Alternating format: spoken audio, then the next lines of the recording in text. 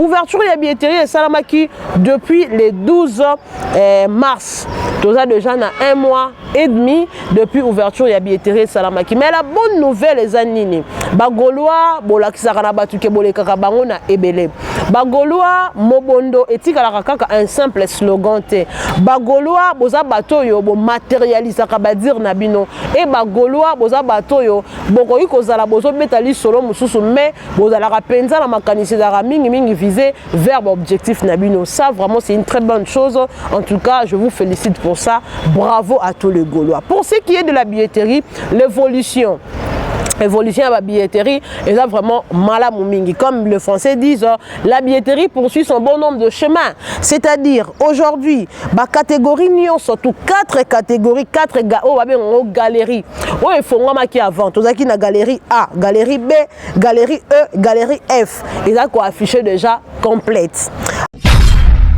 Ferrego là nous amène un single na titre ya Amour Illusion. En tout cas, le titre déjà Eza Koloba Ebele. Et avec la voix de Ferrego là, s'il faut chanter une chanson dans contexte il y a illusion, il y a amour. En tout cas, je pense que beaucoup de gens vont se retrouver et battre Ebele ba soit conscience parce que les temps to betarali solo ya illusion eza eloko moko ozo kanisa za yango mais en réalité eza yango te. C'est-à-dire que au vandi au monde on dirait que et là quoi les autres pas qu'on les a drapeau mais en réalité peut-être on a drapeau peut-être on chose à polo mais yo mon yon katom sur image l'homme au quand on a drapeau illusion c'est-à-dire que penser quelque chose alors que ce n'est pas la chose. Tu vois l'amour là où il n'y a pas d'amour.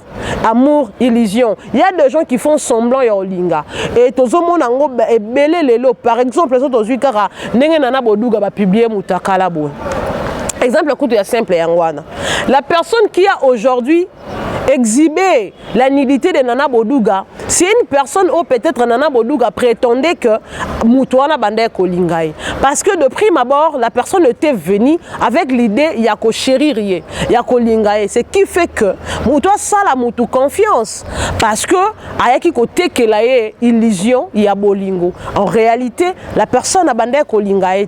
Mais tangu Ayako Monana, la Mikolo, la personne était venue pour une mission. Et la mission de la personne s'est accomplie. Yango Monique a exhibé les biso, le parti intime d'une femme mariée au nom de Nana Boduga. Yango Babenga. Tant que Betili solo ya concert ya solidarité, Batu ebele babande causer là-bas on a quelque chose ya waouh. Batu ebele badinga babande causer là-bas on a quelque chose d'inédit. Batu ebele badinga qui n'a besoin on a vraiment que en tout cas cette fois-ci Makambu ya est c'est vraiment prise au sérieux. Batu ebele babande causer là-bas on a que na kati ya ba message ba musicien ba kopé sabiso qu'il y ait quand même quelque chose au batu ba ko tirer ba mettre en place le col à la piste de solutions ouais ko permettre na biso to meka ko faire face na ennemi parce que il faut d'abord rappeler que le problème de l'Est solution nango ya liboso ezana mbongo te. Solution ya liboso ezana mbongo te. Solution ya problème ya Est eza que guerre il faut ici là makila il faut ici là kotanga en tout cas batu na batu bazonge la vie na bango normal parce que à l'heure où nous sommes en train de parler la ville de Goma ezalaka na maboko ya banguna ça il faut qu'on se le dise pour ebele tom so bakoka koyebisa bino yango te tozana ba politiciens o bayaka ko masquer histoire mais en réalité la ville de Goma ne se trouve plus entre les mains ya ba congolais pour preuve la ville de Goma ezalaka chef lié à province en Nord Kivu mais aujourd'hui le chef de la province a été délocalisé. C'est maintenant Beni qui est le chef lié provisoire de la province du Nord Kivu. Ça, il faut qu'on vous le dise. Parce que dans Babilo Kobine Boye Baté. Banini. Concert en France, premièrement, c'est pour laver l'image de Macron. Ça, c'est le 1.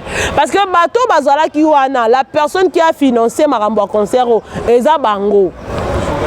Toyebi que l'artiste est un beau cannabis sauf Ali pour passer l'ami proche à Macron. Yango moni que Macron a yo kaka fali. Tangu bango ba vandi ba yokani. Qu'est-ce que nous allons faire après que pour tout l'examen moment awa ba parlementaire français ba comme qui vraiment qu'on dénoncer implication en France dans la guerre à Est ba comme vraiment qu'on sait que le gouvernement français a agir que les relations elles soient vraiment elles soient rupture entre France na Rwanda biso tout bande ko yoka yango pour dire que tango ba sali yango bango ba dénoncer et ils se sont sentis maintenant culpabilisés babi bon il faut tout ça les lots pour nous soigner image en réalité concert wana ezaki cercle d'amis yango si comme nzambe le quoi la raté nzambe ana ba manière belle ya dévoiler bato et le resala mi malonga na kata concert wana izati la Mbote na bino neso tubalandi ya Naomi et ya ba officiel bienvenue na émission na bino na pesi bino vraiment ba merci ya ebele pour na oboza ko sala merci na ndenge boza ko s'abonner vraiment en masse na chaîne na ngai ndenge boza ko pesa nga poa alors non senga na bino bo continuer ko sala yango surtout pour na bino bato o nan bo s'abonner en tout cas abonnez-vous likez la vidéo partagez surtout bobo sana tete boza ko s'abonner bo activer la cloche na bino ya notification pour que à chaque fois que to banda ko tsaka ba vidéo na en ligne bino beaucoup karabongo kozora message en tout cas naza vraiment na esengo ya koyeba ke boza ebele partout à travers le monde entier beaucoup landangai na chaîne na biso d'information et toye vraiment lelo na ba analyse na bino kaka ndenge bolingaka to meka kosela bino ba analyse un peu plus réfléchi na o etali bongo ba actualité ya mboka na biso surtout mingi biso tozali ba to o to accompagner la culture ya mboka na biso to remeka penza recommander toutes les questions d'actualité kaka ndenge ezalaka bino moko boyebi que ça fait vraiment polémique depuis Tenu Nango jusqu'à aujourd'hui. Les gens en parlent. Beaucoup de gens ne sont pas satisfaits parce que le message qu'ils attendaient, ils n'ont pas écouté. Il s'agit bien du concert dit de solidarité au Ebetamaki na mokolo ya mardi le 22 avril 2024 na kati ya accord arrêt na ex-Bercy na kati ya Paris kuna na France mboka ya Emmanuel Macron et la question se pose pourquoi le choix ya France alors que quand on parle du concert de solidarité ça devrait normalement se tenir ici à Kinshasa pour montrer combien de fois bato bandeki bato bazalaka vraiment na motema na bandeko na biso ya Est. Est-ce que ezalaki question il y a que par rapport ya économie ya mboka France et kozala beaucoup plus rentable pour que bakoka bongo kozwa mbongo ya ebele et ko permettre bango et ba pesa na bande konabiso il y a Est. En tout cas on en parle tout à l'heure dans cette émission. Également on va parler sur la question il y a mutakalisation il y a maman Nana Boduga oyo lelo oyo bande konabiso bazo sala objet il y a poursuite judiciaire. Quand je parle de bande ko je vois Tariq Ngangu le Rechissima et je parle également du fils aîné le Gaulois oyo penza a Sepelisaka Batu à travers ma publication écrite dans la chaîne na page na Facebook fils aîné. Est-ce que ils a vraiment important pour la bango ba publier bango parce que bada ko acquiser bango na nini, on va en parler également. Mais on va d'abord rester dans l'actualité où ils allaient vraiment très important par du pyramide inversée de la pyramide inversée pardon turbanana où ils allaient plus important pour te succès na makamususu ya motuya ezali que bagolwani surtout bozo kolanda biso partout à travers le monde entier toyebi milulu makozela biso na mokolo ya le 7 juin 2025 na kati ya ING Arena. Alors, ouverture ya billetterie et salamaki depuis le 12 mars. Tout ça déjà na 1 mois et demi depuis ouverture ya billetterie et salamaki. Mais la bonne nouvelle les anini. Bagolois bolakisaka na batuke bolekaka bango na ebele. Bagolois mobondo etikala kaka un simple slogan te. Bagolois boza batoyo bo matérialisaka ba dire na bino et bagolois boza batoyo bokoyi kozala bozo betali solo mususu mais bozala penza na makanisi za mingi visé vers objectif na bino. Ça vraiment c'est une très bonne chose.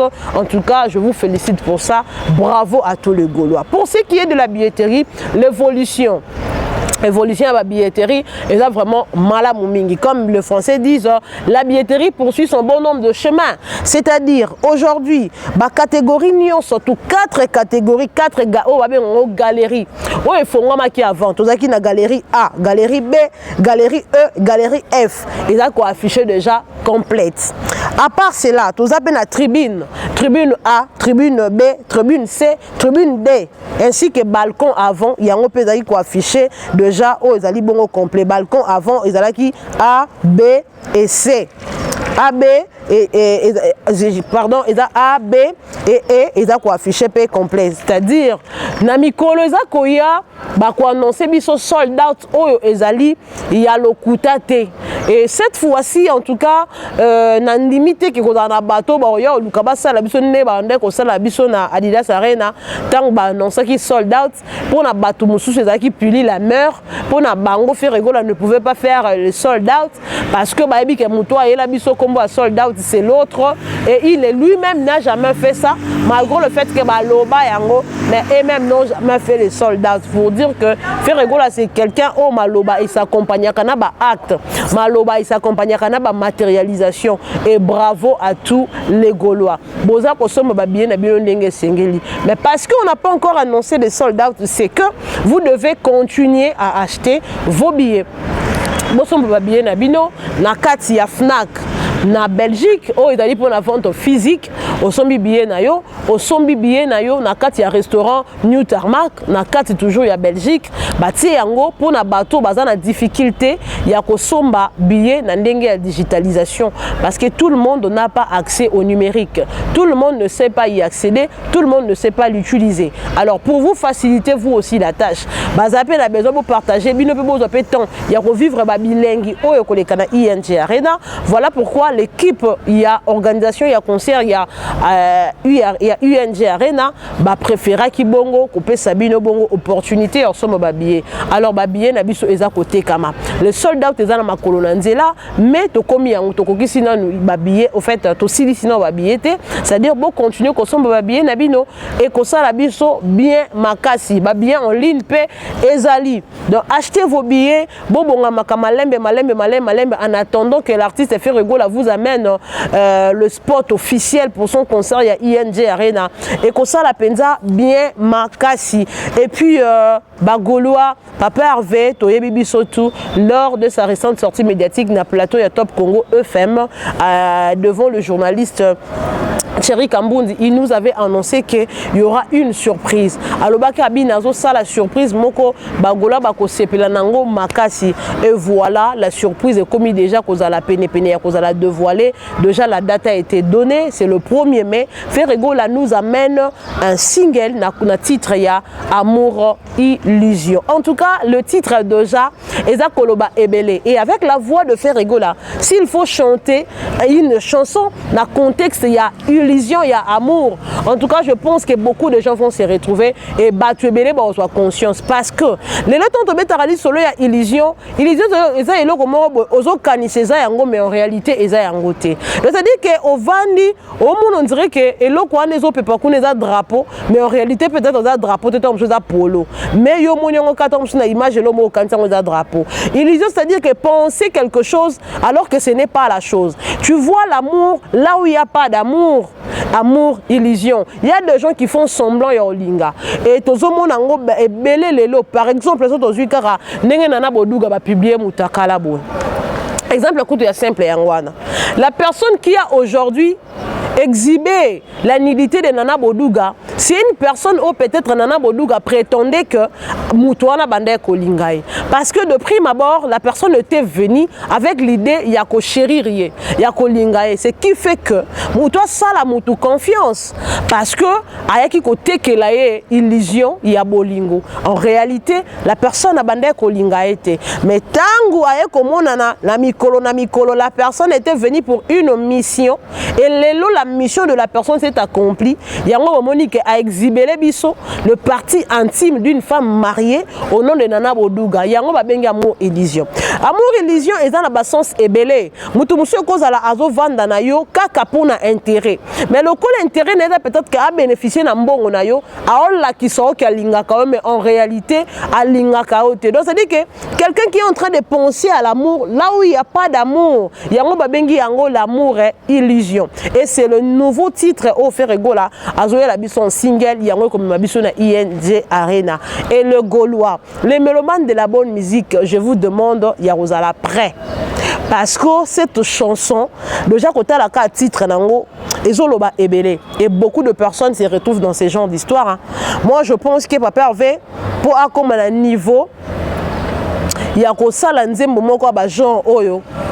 à ça là un sondage et puis à moni ba réalité et puis ayo qui peut makambia battu belé et les lois comme le niveau yorsel la biso nzemboana pour remettre tout le monde à sa place. Amour, illusion.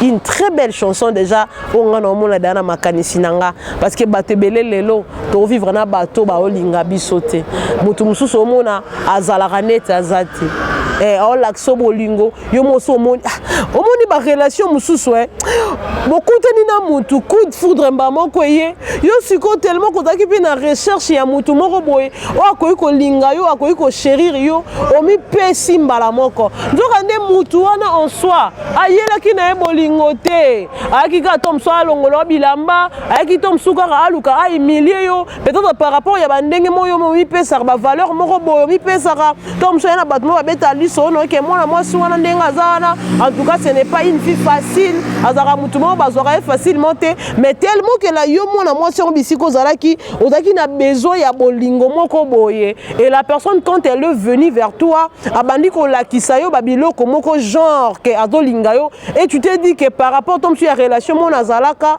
na relation o ya muto na mono on dirait c'est vraiment une relation qui a un avenir prometteur et puis na lukana mi pesa nanga et après le quoi ya yela ki na yeba makamususu te makamususu ayela ki na bolingo te akenda sans suite sans trace aboya yo sans kaye bisayo yango babenga ngo amour et illusion. Merci papa Hervé na repenser na bateau yo bazo vivre na kata ba genre ya ba relation wa zo kantere bazo linga ba en réalité ba lingete na basi na mibali biso niyo so toza ko se retrouver na babiloko wana parce que basi musubi ba linga mibali pour na aventure alinga pa li ambon après OK na amour illusion. Voilà les plus importants, Gaulois, Zala déjà prêt, Yaroyamba, Amour, Illusion. Et puis l'artiste Ferrego là va quitter Kinshasa, c'est 28 avril. Et ça dimanche à Olongakin pour Akendena, ING Arena. Et plutôt na Belgique, juste pour le préparatif, il y a concert, il y a ING Arena. Et sur ce, il y a aussi une conférence de presse au Ekozala, juste Kaka, na Mokolo ya lundi, le 29. Papa Hervé va s'exprimer devant la presse. Il va répondre aux questions. Il y a des professionnels, il y a médias. En tout cas, il y a vraiment bien. Bozalawana et Belé, bo consommer Penza, l'artiste Nabino. Mais je demande à tous les Gaulois, il y a continuer à consommer billets parce que il y a des alliés et l'autre qui permettre Nabiso, tout est bon ça la sold out et puis concert Nabiso, ils ont vraiment concert eux que la population il y a Makassi. Comme je l'ai annoncé, on va parler du concert de solidarité. Tant que vous solo, il y a concert, il y a solidarité. Tu es belé, là-bas, on a quelque chose, il y a waouh. Tu es belé, là-bas, on a quelque chose d'inédit. Bato belé badinga ki na besoin ba on a vraiment que en tout cas cette fois-ci makambu ya est ezali vraiment prise au sérieux.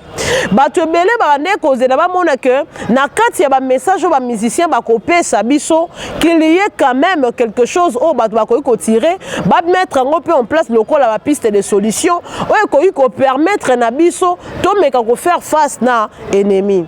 Parce que il faut d'abord rappeler que le problème de l'Est solution nango ya liboso eza no mbongo te. Solution nango ya liboso eza no mbongo te. Solution ya problème ya est eza que guerre il faut ici là makila il faut ici là kotanga en tout cas batu na batu bazonge la vie na bango normal parce que à l'heure où nous sommes en train de parler la ville de Goma ezalaka na maboko ya banguna ça il faut qu'on se le dise pour ebele tomso bakoka koyebisa bino yango te tozana ba politiciens o bayaka ko masquer histoire mais en réalité la ville de Goma ne se trouve plus entre les mains il y a ba congolais pour preuve la ville de Goma ezalaka chef lié à province en Nord Kivu mais aujourd'hui le chef lié de la province a été délocalisé c'est maintenant Beni qui est le chef lié provisoire de la province du Nord Kivu ça il faut qu'on vous le dise parce que ça va biloko bino boye baté. Donc la guerre de l'Est premièrement on a besoin de mbongote et on a besoin ya batu batia ba réflexion na bango ba luka ba solution zidouane o ko permettre à ce que cette guerre puisse avoir fin puisque to vandi na yango baton ebele et ça même par rapport à la situation on a ndé sala ki que ba concert ebetaka sous na pototé parce que les gens pensaient que le musicien babande ko travailler na ba politicien et bazaki pe bango parmi les gens Oyo, babande condamné la partie l'Est de la République démocratique du Congo. Mais après avoir comprendre que les musiciens sont apolitiques, les musique ils ont la poto. Mais tant musique ils ont na poto, ngana lo barango, ba musicien seul moyen na bango ba ko soutenir peut-être guerre ya Est ezali à partir ya Loyembo. Ndenge le chef de l'État lo baki habite que chacun soutienne cette guerre par rapport ya soutiennent au fait que chacun soutient Makamoto Zanango par rapport ya mais il y a domaine nae. Mais le domaine des musiciens ezali kaka na Loyembo na ndenge ya ko dénoncer et puis ceux qui paient borosa la peu recette pour na ko sunga bande ko na biso surtout ba FARDC tom susu ko lia komela ko luka ba munitions ezali peu important mais ya liboso ezali d'abord mbongote. Le concert a été annoncé, en tout cas, moi, Ezalaki Ebele. Annoncé qu'il y a concert, il y a solidarité. Ezalaki Loko annoncé qu'il est là, Alemba Morolo Bebetite. Il y a pour nous soutenir. Parce que Bandeko, on a dans Est, au moins, ceux qui va piller dans la zone haute. Au moins, so ba moni ba sisika copier awa ba komi ko cibler zone sunde boyora ke non M23 rebelle a outiko ko récupérer topé ko soit contrôle il y a territoire Songolo c'est que dans le cas de territoire walande il faut siko ba piller c'est comme ça que ne évolue aka mais en réalité pour nous soutenir yango mbongo et qu'il y a peut-être dans le second plan mais dans le premier plan il y a une idée une initiative de permettre idée il y a que ça la concert wana ezaki na ma bête ndenge na bande koloba tout à l'heure que concert ezaki te que ba annoncer yango lelo lobby ba beti yango non pour na koloba que concert wana ezaki na nous reporter aussi. Pour les gens qui ont été mais ils ont reporté par rapport à Makambole, ils ont été en France, ils ont reporté qui. Mais après, quand même, par rapport à la relation, puisqu'il faut qu'on se le dise, c'est un concert qui a été financé par membres du gouvernement et le gouvernement français et le gouvernement congolais financé ici qu'on a quand le gouvernement français et zali penandambu ya batu ya Rwanda oyo financé qui parce que les gens ko la biso discours ya lobake la France a 8 ans ya kopesa Rwanda peut-être embargo moko boye la France a 4 relations moko boye ezalaka verbal ezalaka babiloko balinga balobana na biso pona ko ambrier biso mais en réalité ces gens-là, bazalaka toujours dans une étroite relation, collaboraka étroitement. Donc c'est-à-dire que bakosaka biso. Pendant lobanini, concert wana tanga betami na France, premièrement, c'est pour laver l'image de Macron. Ça c'est le 1. Parce que bato bazalaki wana, la personne qui a financé Marambo concert eza bango. Toyebi que l'artiste est un beau cannabis sauf fallait pour passer l'ami proche à Macron. Yango moni que Macron a yo Fali. Tangu bango bavandi bayokani. Qu'est-ce que nous allons faire après que pour tout l'examen moment awa parlementaire français comme qui vraiment dénoncer implication en France dans la guerre à Est comme vraiment que le gouvernement français a agir que les relations elles ont vraiment elles ont rupture entre France na Rwanda biso tout au bandé koyoka yango pour dire que tango basali yango bango dénoncer et ils se sont sentis maintenant culpabilisés bon il faut tout ça les pour nous soigner l'image en réalité concert wana ezaki cercle d'amis yango comme nzambe le quoi ala la raté nzambe ana ba manière belle ya dévoiler batu et le resalami ya malonga na kata concert wana izati la première de choses c'est d'abord sur le plan casting wana esalamaki mabe. Pourquoi? Parce que les organisateurs oh bataki lokola na ba tête d'affiche pour organiser loko wana bazalaki batu moko ba conflictuel. C'est marque plutôt ya ndeko ya c'est marque Tabou ezali Charles Tabou. azana ba musicien belé aya yo kanana bangote et azamu kala ya Fally c'est quelqu'un oyo ayoka ka Fally tant balo ka ba faire chanter bato ba le karapa ya Charles Tabou pour abima lokolo on dirait producteur manager machin et tout mais azamu kala ya Fally en réalité pour nini bango na bango bana ba club d'amis na bango bana ba association na bango ba sala bazar na ba bisika ba kutanaka et baza batu ya elongo moko raison pour laquelle lokola yé mutazalaki na kati ya organisation wana bomona babilongi ya batu musute pour lelo on Koffi Olomide le fait que azaka bonne relation na Ferregola ba comment considérer comme batu moko et ça passe pour na biloko batu basali ya club d'amis ya ba Fally ba benga Koffi Olomide bato ba sentiment bato matalana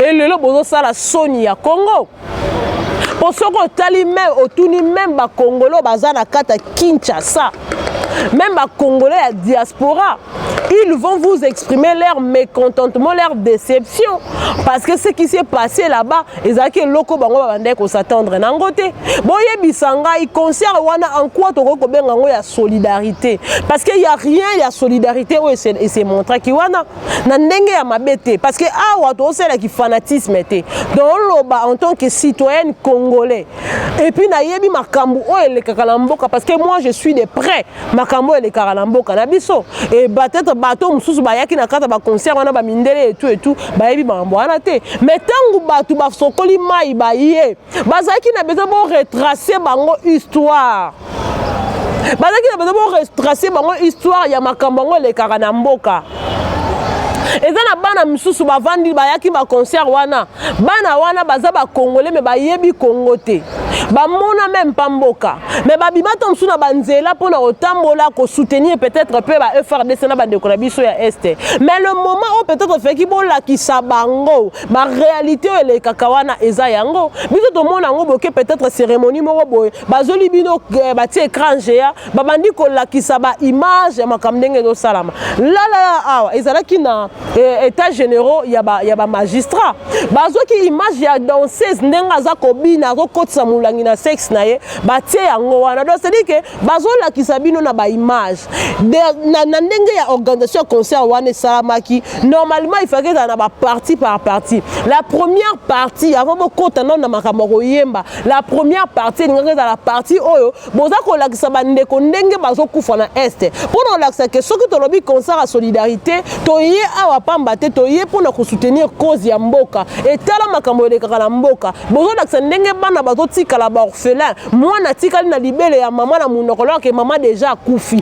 ba image fait bo la sabana na yangwana ba comprendre qu'est-ce qui se passe réellement na kata mboka na biso et tango bazokola déjà na idée que na mboka na biso il se passe ça donc lelo onga so qu'il faut na ça la domaine moko boy il faut na se pencher na tel métier pour que ngapé na zomi mon on dirait na utile na ko peut apporter quelque chose il faut to ça il faut to zonga so banana nyonso bazokola kana idée que Est mboka na biso ezalaka combattu mais ba mona kata trace te ba mona image te boye bisanga bana na ba kola na idée nini parce que ton mona ke batu bo beti concert à solidarité soit disant boye na bino bandi ko bina na bino banzembo ya bolingo et yebisanga yi ba koyeba ndenge nini ke bato yo ba ki ko soutenir cause au place bodo sala fiasco nyonso na pourquoi parce que le casting a été mal fait pas ba porter ya message o pena ba ya pena ba lobaka o effort babanga raté bazala quitté par exemple ba MPR bana wana ba yemba makambu ya solo ba dénoncer mambo solo yango bomona récemment ba faisait même objet il y a interpellation à niveau c'est ça à cause de banzembo na bango pourquoi parce que ba dénoncaka aussi par exemple un décolo quoi Alèche ayembela biso banzembo lokola ya banzembo oyo ya notion ya moralité ya kolakisa batu comment est-ce que bako vivre oko suba na mira batu te oko yiba te oko zongisa bote banzele za kokufa pour actuellement le Congo tout entier est malade actuellement que personne ne vous montre le Congo tout entier est malade domaine nyonso secteur nyonso ya Congo eza ya kokufa eza ya kobela siko bato bavandaka libanda mboka bayebi yango te parce qu'il y a de ce genre banda kenda poto 40 ans atikala onyata Congo te moya yeba eza te mais nous qui habitons le Congo nous vous confirmons que le Congo est mort et puis dans tous les secteurs tozana na kolia ya pasi na mboko tolalaka na ba condition moko ya mabe pozola na kata ndaku ngungi loko elo musu me courir ezalaka te bon la difficulté ya mai d'abord na kata Kinshasa là je parle pas d'abord de Goma na kata Kinshasa tozo vivre awa mbule beti inondation il y a pas où placer le pied na kata Kinshasa en pleine ville tu vivras dans la condition wana c'est-à-dire que tu dois faire face à embouteillage tu vas quitter un endroit 18h pour comme on a bino 0h na Kinshasa donc na kata ya mboko tozana batu o bazana incompétence notoire o ba gérer c'est-à-dire que les soucis ce n'est pas ya robimisa Congo na sous-développement pour comme sango pays développé pour preuve hymne national la biso ti lelo dans actualisé te toyemba ka na futur et na futur on toyemba te bana na biso ndem to ba bongisa alors ces enfants là oh même pas prenant qui parle à concert na bino soi-disant la solidarité ils devraient maintenant être mis au courant par rapport à Makambo de Karalamboka. Vous avez foutu à votre mission, vous avez failli à votre mission et c'est la honte.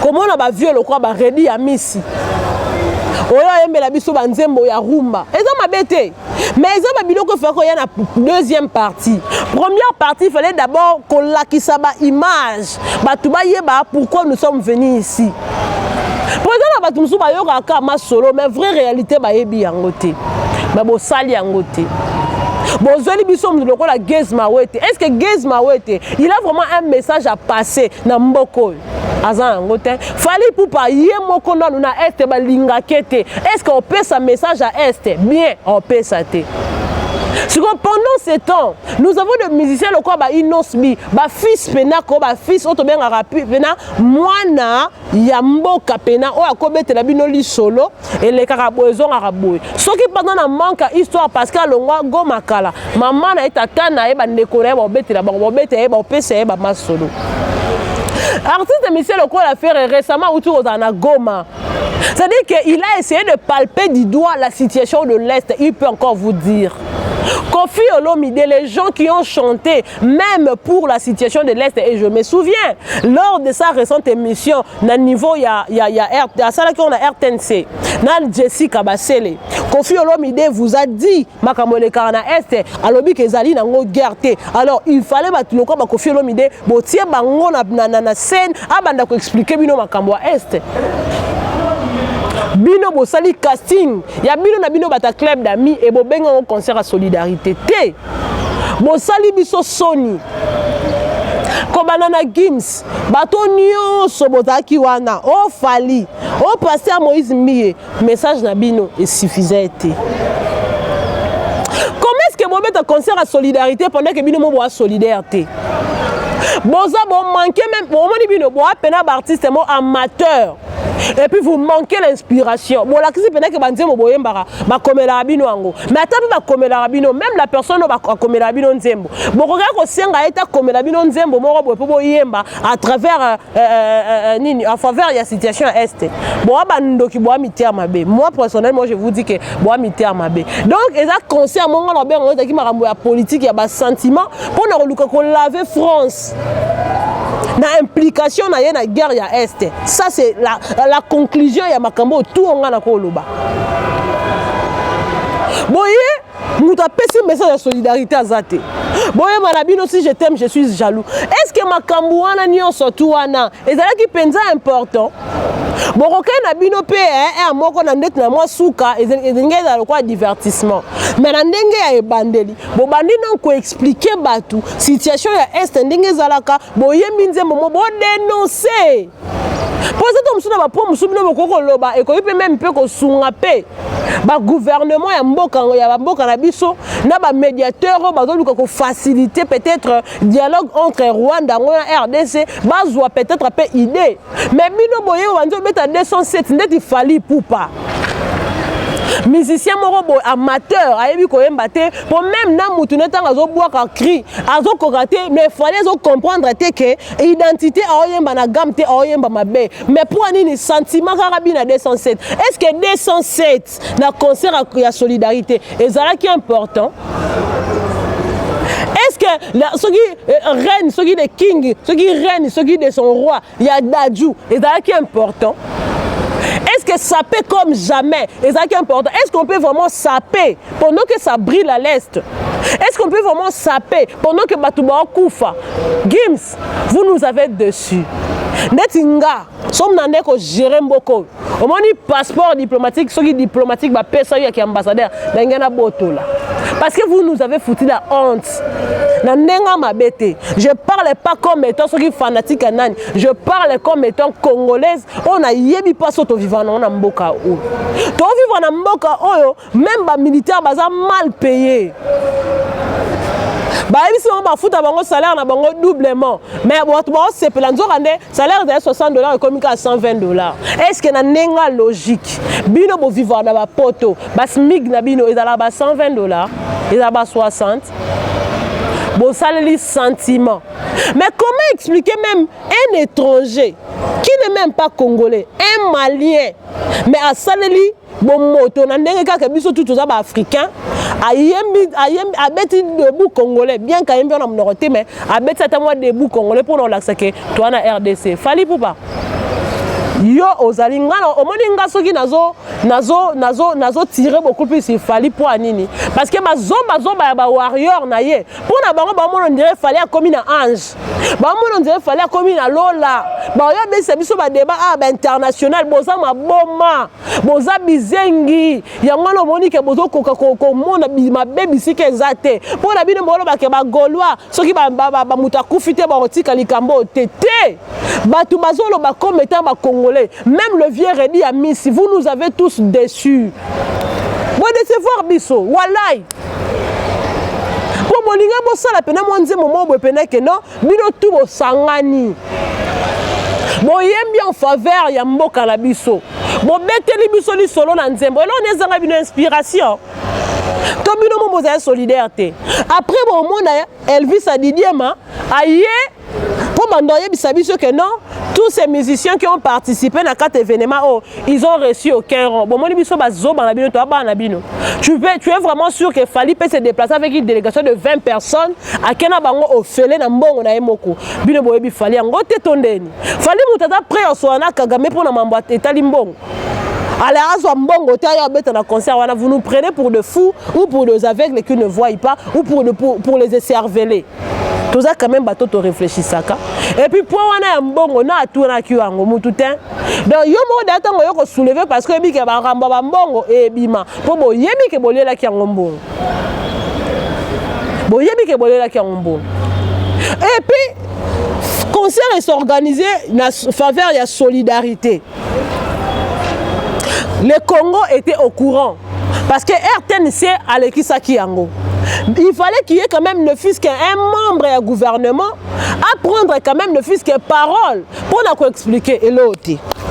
Dans le niveau France, parce que vous avez choisi France comme étant un pays où même gouvernement français ne fût qu'une autorité française à un podium, à lancer ne fût qu'un message à expliquer. Et pourquoi aussi le choix de la France car rapport à l'organisation concert et l'autre. Binonio soboseli sentiment. Binonio soboseli sentiment.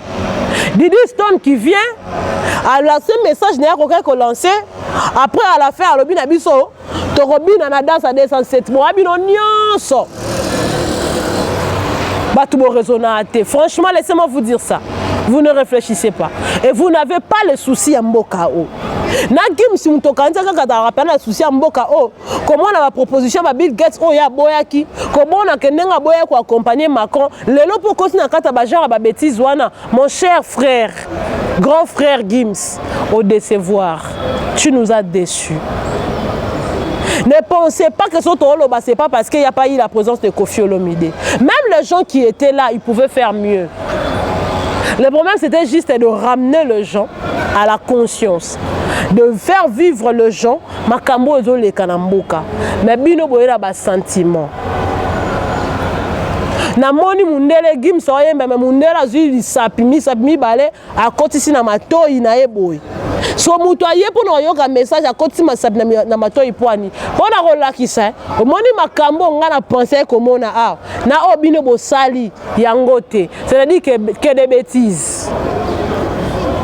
Prochainement, omoni batulo kwa ba gimsi wana ba fali ba redi ya misi ba jazz mawete mutukuta utuko za na scandaliser na marambu ya yoloko ni ya partout muta bongo akopesa biso message nini est-ce que ba banani ba jazz asa pena mutu pena personne crédible ya ko représenter mboka na biso pour dire que eza ba biloko ba cercle d'amis. Ce qui brigade Sarbati a se retrouvé wana à cause de featuring à Salana na Gims yango se retrouver ce qu'on sait les bobenga ki epé aya pona ni na yete parce que fallait azaki on est bon to ba concert homme tazaki na monopole malobe ya fali boloba ke moni bino bolinga falite ce que to linga mutu ndenge nini tandis ka zo sala makambu oyo eza ko trahir sa peau to lingete to sepelate to sepelate Charles était moyibi ya mbongo alinga mbongo lokolo mususu prêt ya koteka pona ye à cause ya mbongo bolingi ba avantage na bino o mama amobe o sala kiana pona mse bino vérité et d'ailleurs pona intérêt na bino et d'ailleurs matalana na bino et d'ailleurs matalana bon lokoti so ba mama mobe wapi boye na ba banzi ko lo mambo est il faut bon tata maman Château Rouge. Parce que ma maman Château Rouge, bazawana, bazalaka na bango na poto, mais makanisi na bango na mboka o. Fa bo zota bango. Balinga ba yela biso message à bien. Mais la place bo zo la biso bato bozwa kiwana. Message ba pesa kezani. Au moins que bato ba na sentiment. Bon sala bisala sala. Oh bana na biso bazaki wana fait bazala informer la situation mboka. Baza informer ti. Mawa mingi pona bino. Aende bisika bo wande ko lobake ba faire bako ya awate et niveau na bango te ba wera bako ya ate et niveau na bango te au moni niveau ngo boza bino tout bata mitu batala mitu e baluka. Merci beaucoup, au revoir, bye.